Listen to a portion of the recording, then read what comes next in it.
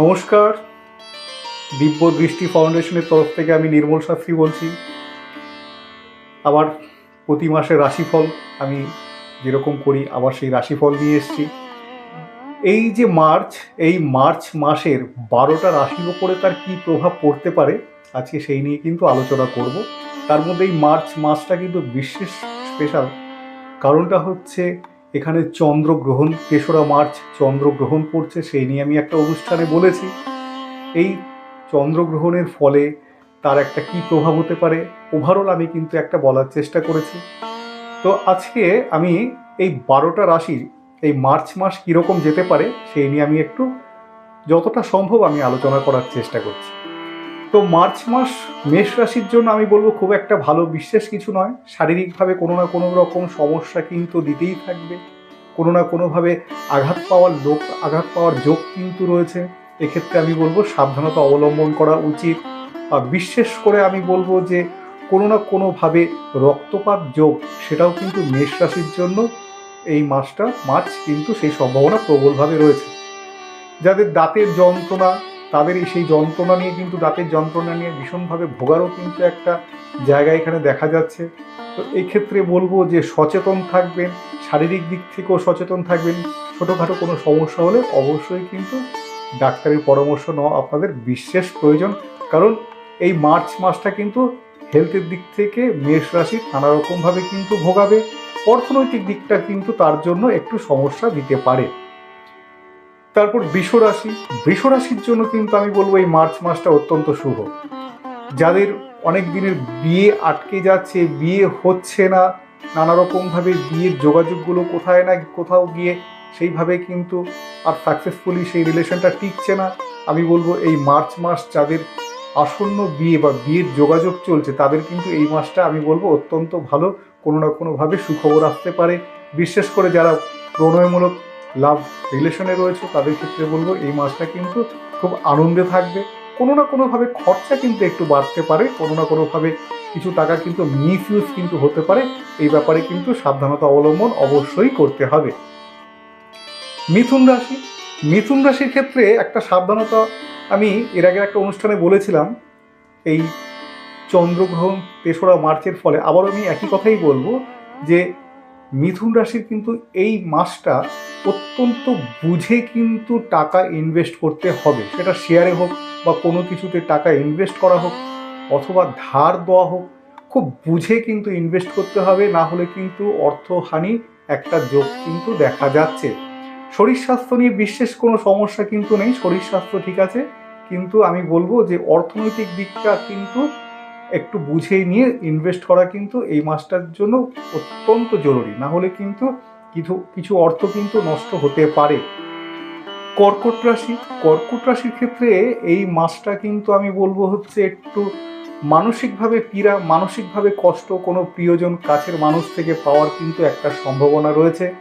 আমি বলবো যে অযথা মানসিক কষ্ট পাবেন না, কারণ এমনিতেই কর্কট রাশির মানুষরা খুব সহজেই কিন্তু ভেঙে পড়ে, এরা খুব ইমোশনাল হয়। কিন্তু এই মাসটা তাদের জন্য কোনো না কোনোভাবে আত্মীয় স্বজন থেকে মান সম্মান হানি বা সেখান থেকে কোনো না কোনোভাবে কষ্ট কিন্তু আসতে পারে। তার সাথে শরীর স্বাস্থ্য নিয়ে বলবো যে মাইগ্রেন বা মাথা যন্ত্রণা যাদের এই সমস্যা রয়েছে সেই যন্ত্রণা বা সেই মাথা সংক্রান্ত কোনো ব্যাধির কিন্তু একটা প্রকোপ থাকতে পারে, যার জন্য প্রয়োজন হলে অবশ্যই ডাক্তারি পরামর্শ নেবেন। আর তাছাড়া কিন্তু ফ্যামিলি নিয়ে কোনো রকম কোনো সমস্যা কিন্তু নেই।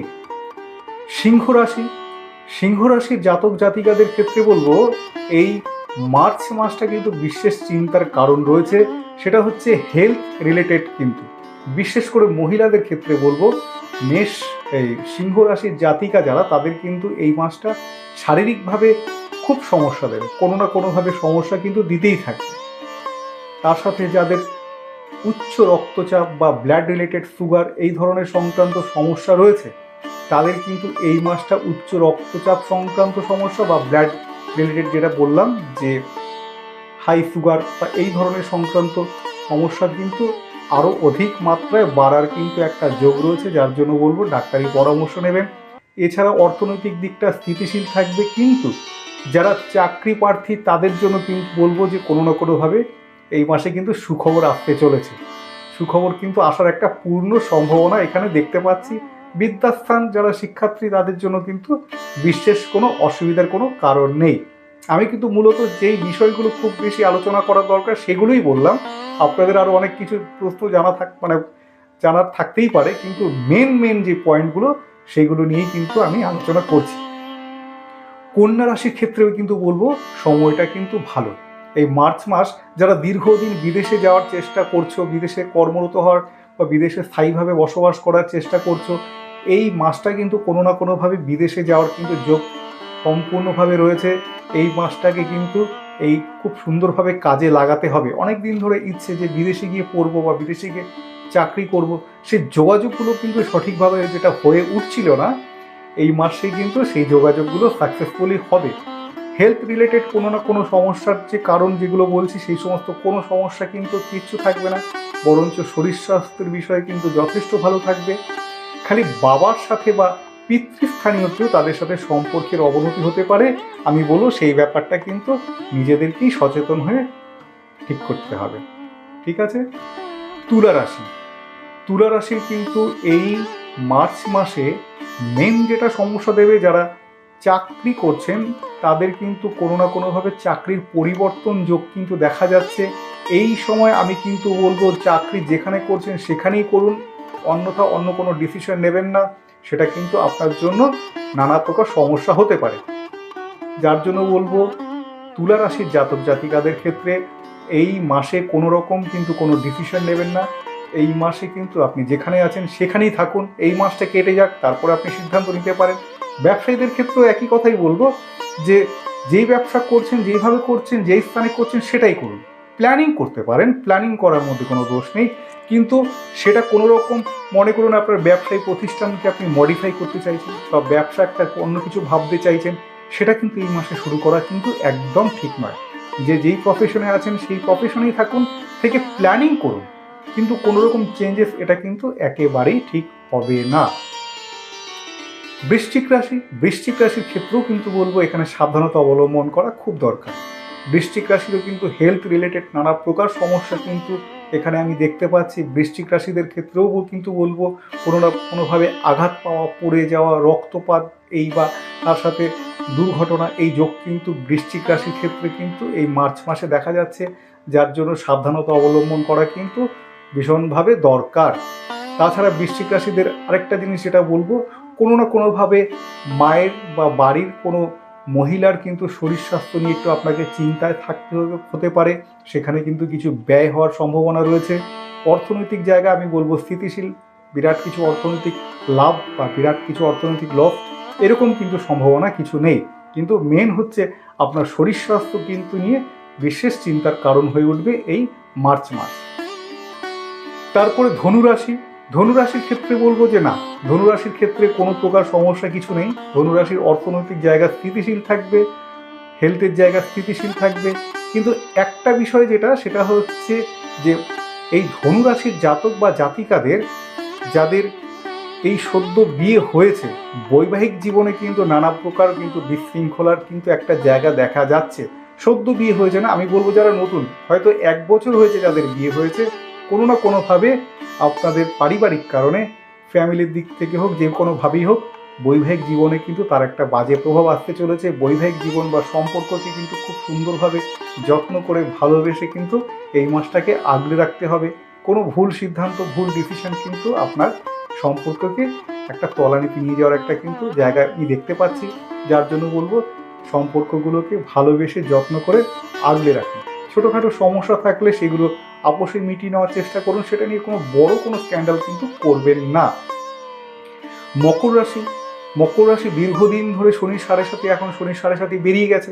এইবার মকর রাশি অনেকটাই কিন্তু রিলিফ। আমি বলবো মকর রাশির ক্ষেত্রে এখন কিন্তু এই মাসটা, বিশেষ করে মার্চ মাসটা কিন্তু আমি বলবো কিন্তু এক প্রকার শুভ বলা যায়।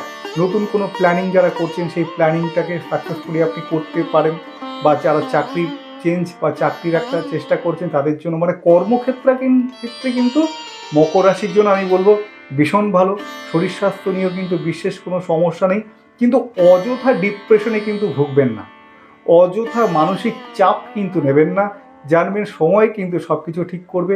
ছোট ছোট বিষয়ে ডিপ্রেশনে চলে যাওয়া, ছোট ছোট বিষয় নিয়ে খুব ভাবা, এটাকে কিন্তু বর্জন করতে হবে, আদারওয়াইজ সব কিন্তু ঠিক আছে। কুম্ভ রাশির ক্ষেত্রে বলবো এই মার্চটা কিন্তু নানা রকম প্রতিকূলতার মধ্যে দিয়ে কিন্তু যেতে হবে। বিশেষ করে অর্থনৈতিক একটা প্রবল চাপ কিন্তু আপনি অনুভব করবেন। কোনো না কোনোভাবে ঋণ বৃদ্ধি পাওয়ার একটা যোগ রয়েছে, কোনো না কোনোভাবে অর্থনৈতিক দিকে কিন্তু একটা সমস্যা কিন্তু দেখা যাচ্ছে, যেটা অনেক দিন ধরেই আপনার চলছিল।